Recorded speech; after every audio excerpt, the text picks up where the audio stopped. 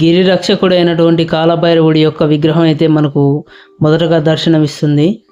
ఈ పక్కన కనిపించేదే ఆలయానికి సంబంధించినటువంటి కోనేరు. ఇందులోనే స్వామివారిని ఊరేగిస్తారనమాట. ప్రస్తుతం అయితే నీళ్లు తక్కువగా ఉన్నాయి. వచ్చే భక్తులకు ఎటువంటి ఇబ్బందులు కలగకుండా ఈ మండపాన్ని అయితే ఈ మధ్య కాలంలోనే వేశారు. ఇదే మన ఉండ్రుగొండ లక్ష్మీ నరసింహస్వామి యొక్క దేవాలయం. ఈరోజు మన వీడియో ఈ దేవాలయం గురించే. ఇక్కడే ఆంజనేయ స్వామి వారి విగ్రహం కూడా కనిపిస్తుంది. ఇలాంటి విగ్రహాలు 18 విగ్రహాల వరకు ఉన్నాయట ఇక్కడ. హిరణ్యకశ్మకుణ్ణి సంహరించిన తర్వాత శాంతరూపంలో వెలిసినటువంటి లక్ష్మీ నరసింహస్వామి యొక్క విగ్రహాన్ని అయితే అద్భుతంగా చెక్కారు ఇక్కడ. పక్కనే మనకు నాగమ్మదేవి విగ్రహం కూడా కనిపిస్తుంది. పుట్టలో వెలిసినటువంటి విగ్రహం ఇది. ఇక ఈ ఆలయం చరిత్ర చూసుకున్నట్టయితే 8 నుండి 9వ శతాబ్దం మధ్యలో రేచర్ల పద్మనాయకుల కాలంలో స్వయంగా వెలిసిన లక్ష్మీ నరసింహస్వామి అయిన దాదాపుగా 1200 ఏండ్ల నుండే ఈయన పూజలు అందుకుంటున్నట్టుగా అయితే ఇక్కడ తెలుస్తుంది. విష్ణుకుండలిచే ఈ దేవాలయం అయితే నిర్మించబడింది. నరసింహ అవతారం ముగిసే సమయానికి ఆ స్వామి ఇక్కడ వెలిశారని, కాకతీయ సామ్రాజ్యాన్ని పాలించే రుద్రమ్మదేవి చేత ఈయన పూజలు అందుకున్నాడని చరిత్రకారుల అభిప్రాయం. ఈ దేవాలయంలో భాగవతంలోని గజేంద్ర మోక్ష ఘట్టాన్ని వర్ణించే చిత్రాలు మరియు బొమ్మలు ఉన్నాయి. స్వామివారి రక్షగా 7 పడగల ఆదిశేషు రూపం కూడా మనకు ఆలయ గర్భాలయంలో అయితే మనకు కనిపిస్తూ ఉంది. క్షేత్రపారకులుగా ఆంజనేయ స్వామి, హరిహరుల సమన్వయాన్ని సూచిస్తూ వినాయకుడు మరియు కాలభైరవుడి యొక్క విగ్రహాలు కూడా మనకు ఇక్కడ దర్శనమిస్తూ ఉంటాయి. అయితే రేచర్ల పద్మనాయకుల కాలంలో పూజలు అందుకున్నటువంటి ఈ స్వామివారు దాదాపుగా ఒక 200 సంవత్సరాల వరకు అయితే కనుమరుగైనారంట. తర్వాత ఇక్కడికి కొద్దిమంది పశువుల కాపర్లు వాళ్ళు రావడంతో ఇక్కడ ఒక దేవాలయం ఉందని తెలిసి గ్రామస్తులకైతే తెలియజేయడం జరిగింది. ఆలయం చుట్టూ ప్రదక్షిణలు చేసుకునేందుకు వీలుగా అయితే ఈ మార్గాన్ని పూర్తిగా చదును చేశారనమాట. ఇక్కడికి వచ్చే భక్తులు ఒక్కోరు ఒక్కో విధమైన కథనాలు అయితే చెప్తున్నారు. ఇక్కడ గతంలో ఒక నాస్తికుడు కూడా వచ్చి స్వామివారికి భక్తుడిగా మారిపోయి ఇక్కడ స్వామివారికి ఈ డెవలప్మెంట్లో ఆయన కూడా ఒక భాగం అయ్యారని చెప్పేసి చెప్తున్నారు. అంతేకాకుండా స్వామివారి దగ్గర గుప్త నిధులు ఉన్నాయని తవ్వడానికి వచ్చినటువంటి ఒక వ్యక్తిని కూడా ఇక్కడే చనిపోయి రక్తంగా కొన్ని చనిపోయాడని కూడా చెప్తున్నారు. ఇప్పుడు మనం చూస్తుంది ఈ ఆలయానికి సంబంధించినటువంటి ధ్వజస్తంభాన్ని. అక్కడ మీరు మొదటగా చూసినట్టయితే స్వామివారి పాదాలని కూడా గమనించవచ్చు. ఈ యాగశాల మనకు ఆ పక్కన కనిపించేది. ఇక్కడే మనకు పురాతన కాలం నాటి వినాయకుడి విగ్రహం కూడా మనకు కనిపిస్తూ ఉందన్నమాట. ఇంకా పక్కన అయితే ఆదిశేషు పడగలతో ఉన్నటువంటి వినాయకుడి విగ్రహం కూడా ఉంటుంది. నేను ఆ విగ్రహాన్ని కూడా మీకు చూపిస్తాను. వీడియోని మాత్రం స్కిప్ చేయకుండా చూడండి ఫ్రెండ్స్. ఇప్పటివరకు వీడియోని ఎవరైనా లైక్ చేయని వాళ్ళు ఉంటే వీడియోని లైక్ చేయండి, అలాగే ఛానల్ని సబ్స్క్రైబ్ చేసుకోండి. ఇక్కడ పూజా కైకర్యాలకు సంబంధించినటువంటి రేట్ల పట్టి అనమాట ఇదంతా. ఇక్కడ 18వ తారీఖు 6వ నెల 2024 మరియు 22వ తారీఖు 6వ నెల 2024లో ఒక స్వామివారి కళ్యాణం, అలాగే స్వామివారి మహాయాగం కూడా ఉంటుంది. ప్రస్తుతం మనం చూసేది గర్భాలయంలోకి వెళ్ళే దారి అనమాట. గర్భాలయంలోకి వెళ్ళి మీకు స్వామివారిని చూపిస్తాను. ఇక్కడ ఆలనాల్ స్వామివారు అయితే కనిపిస్తూ ఉంటారు. ఇక్కడ ఉన్నటువంటి ఈ గుహలోనే స్వామివారు స్వయంభుగా వెలిశారనమాట. ఈ పక్కనే మనకు చూసుకున్నట్టయితే ఒక అఖండ జ్యోతి అయితే కనిపిస్తూ ఉంటుంది. ఈ జ్యోతి అప్పటి నుండి ఇప్పటి వరకు కూడా ఏ రోజు కూడా ఇది కొండెక్కకుండా అయితే ఇక్కడ పూజారులు చూసుకుంటున్నారు.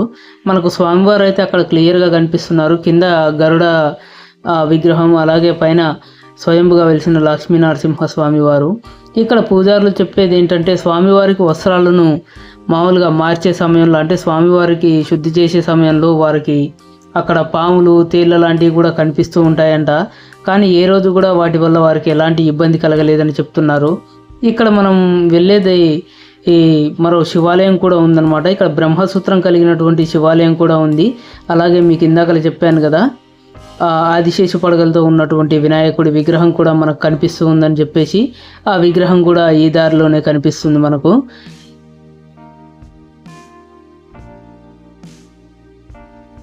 ఇదిగోండి పక్కన చూస్తున్నారు కదా వినాయకుడి విగ్రహం. వినాయకుడి విగ్రహం పక్కనే మనకు ఇలా ఆదిశేషు పడగలని కూడా ఎలా నిర్మించారో చూస్తున్నారు కదా.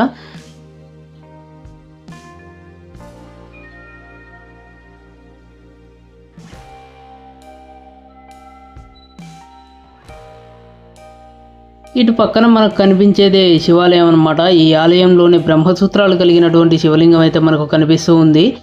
లోపలికి వెళ్ళి అయితే మీకు ఆ శివలింగాన్ని కూడా క్లియర్గా చూపిస్తాను.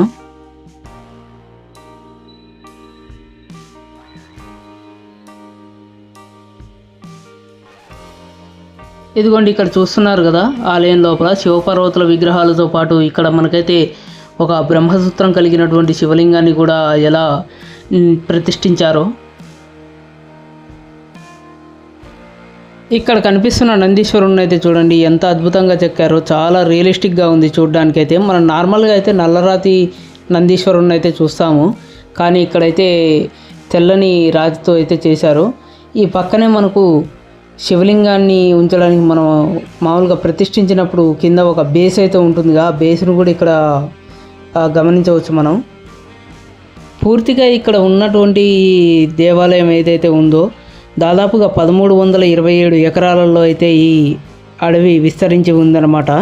8 కొండల్ని కలుపుతూ 8 ప్రాకారాలతో 16 కిలోమీటర్ల కోటగోడలతో అయితే నిర్మించడం జరిగింది.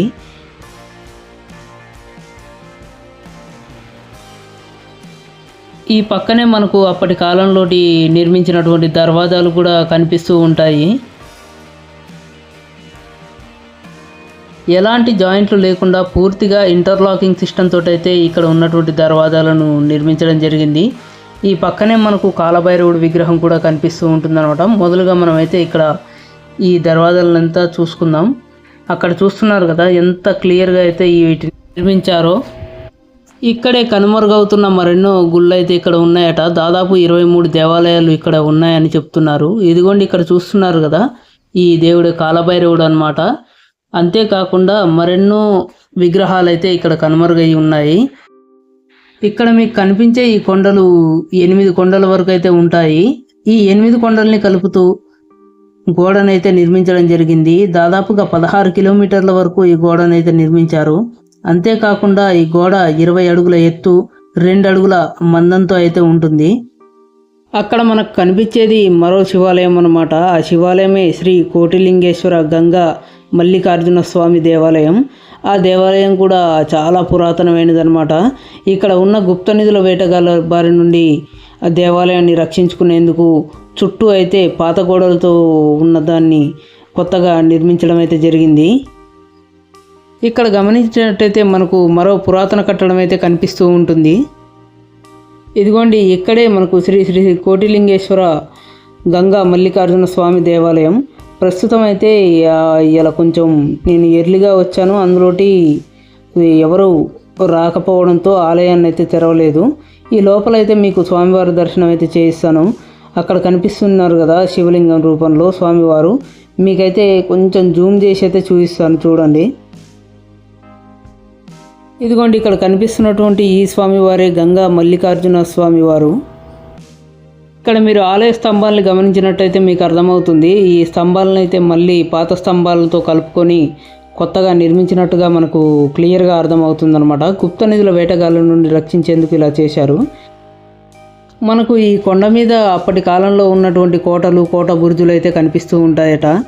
ఇక్కడైతే వాటికి సాక్ష్యంగా మనకు కోట గోడలు అయితే కనిపిస్తూ ఉన్నాయి. అంతేకాకుండా ఇక్కడ మరో 23 దేవాలయాలు కూడా ఉన్నాయట. ఆంజనేయ స్వామి విగ్రహాలు, కాలభైరవుడి విగ్రహాలు, ఎన్నో రకాల కోటలు అయితే కనిపిస్తూ ఉంటాయి.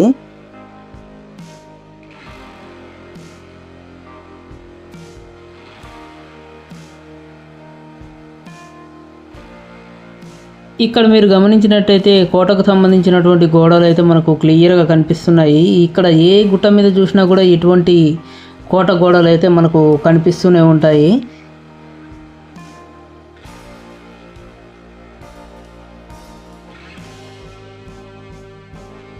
అంతేకాకుండా ఈ కోటలోనే మనకు చాకలి బావి, మంత్రి బావి అని చెప్పేసి కూడా ఒక 2 రకాల బావులు కూడా ఉంటాయంట. అక్కడికి వెళ్ళడానికి సామాన్యంగా ఎవరైతే వెళ్ళరు, సాహసం అయితే చేయరనమాట అక్కడికి వెళ్ళడానికి. ఇన్ని కొండలలో అక్కడ ఏ చోట అవి ఉన్నాయో నాకు అర్థం కాక నేను వెళ్ళలేదు. ఇక్కడ గైడ్ చేయడానికి కూడా ప్రస్తుతానికి ఎవరూ లేరు. కానీ నేను ఈ వీడియోకి కానీ మీరు ఒక 200 లైక్స్ మినిమం చేసినట్టయితే నేను తప్పకుండా అక్కడికి వెళ్ళి మళ్ళీ ఆ వీడియోని అయితే తీస్తాను.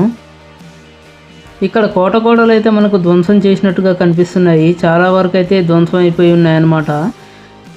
ఎవరు పట్టించుకోకపోవడం వల్ల శిథిలావస్థలోకి అయితే చేరిపోతున్నాయి. మీలో ఎవరైనా మామూలుగా ట్రిప్పులు లాంటివి అవి ప్లాన్ చేస్తున్నట్టయితే ఈ ఉండ్రుగొండకైతే తప్పనిసరిగా ఒకసారి విజిట్ చేయండి. మన చుట్టుపక్కల ఉన్నటువంటి రాచకొండకైతే ఏంటి, భువనగిరి కోటకి, వరంగల్ కోటకి, మన దేవరకొండ కిల్లాకి, గోల్కొండ కోటకి ఎలా వెళ్తున్నామో అలాగే ఇక్కడ కూడా మీరు రావచ్చు అనమాట. కాకపోతే ఇక్కడ ఏంటంటే ఒక ప్రాపర్ గైడ్ అనేవారు ఉంటే మటుకి మనం ఇక్కడ ఉన్న ప్లేసెస్ అన్నిటినీ చాలా క్లియర్గా అయితే ఎక్స్ప్లోర్ చేయొచ్చు. మీకు ఇక్కడ కెమెరాలో కనిపించకపోతుండొచ్చు, అక్కడ ఎదురుగా ఉన్నటువంటి కొండ మీద కూడా మనకు కోట గోడలు అయితే కనిపిస్తూ ఉంటాయి. ఎక్కడ చూసినా కూడా ఈ కోట గోడలు మనకు దర్శనమిస్తూనే ఉంటాయి అన్నమాట. ఫ్రెండ్స్, ఇప్పటివరకు వీడియోని ఎవరైనా లైక్ చేయని వాళ్ళు ఉంటే లైక్ చేయండి. అలాగే ఛానల్ని తప్పకుండా సబ్స్క్రైబ్ చేసుకోండి. ఫ్రెండ్స్ అండ్ ఫ్యామిలీతో షేర్ చేయండి. మీరు లైక్ చేస్తేనే మరో ఇద్దరికైతే మన వీడియో పోస్ట్ అవ్వడం జరుగుతుంది, మన ఛానల్ గురించి తెలుస్తుందన్నమాట. ఇక్కడైతే కోతులు కొంచెం ఎక్కువగానే ఉన్నాయి. వచ్చేవాళ్ళు చేతుల్లో సంచులు అవి పట్టుకుంటే వాటికి ఏంటంటే ఏదో తినడానికి తీసుకొస్తారేమోనని చెప్పేసి మన పైకి ఉరికి రావడం అయితే జరుగుతుంది. ఈ పక్కనే మనకు కొంచెం ముందుకు వెళ్ళాక కొలిమిసావిడి అయితే ఉంటుంది. అప్పట్లో ఉన్నటువంటి రాజుగారు ఇక్కడే తన సైన్యంతో మీటింగ్ అవి పెట్టేవారట. అంతేకాకుండా వచ్చిన ప్రజలకు కూడా సేదతీరేందుకు అనుగుణంగా అయితే ఇక్కడ ఉండేది. ఫ్రెండ్స్, ఈ వీడియోకు ఒక 200 లైక్స్ అయితే చేసినట్టు అయితే నేను ఖచ్చితంగా ఈ కొండ మీద ఉన్నటువంటి బురుజులను, అలాగే పాత కట్టడాలను, ఇంకా కొన్ని మనం చూడాల్సినవి చాలా ఉన్నాయన్నమాట. వాటిని అయితే నేను మళ్ళీ మీకోసం వీడియో తీస్తాను. జస్ట్ మీరు ఒక 200 లైక్స్ ఒక చిన్న టార్గెట్, ఆ టార్గెట్ని ఫినిష్ చేసినట్టయితే నేను తప్పనిసరిగా మళ్ళీ మీకు పార్ట్ 2 కూడా అప్లోడ్ చేస్తాను. అప్పటి వరకు మీరు నాకు సపోర్ట్ చేస్తారని నమ్ముతూ మరి వచ్చే వీడియోలో కలుసుకుందాం. ఇటువంటి కట్టడాలను పట్టించుకున్నట్టయితే చెడ్డవారికి అవకాశం అవుతుంది. సో తప్పకుండా వెళ్ళి విజిట్ చేస్తూ ఉండండి.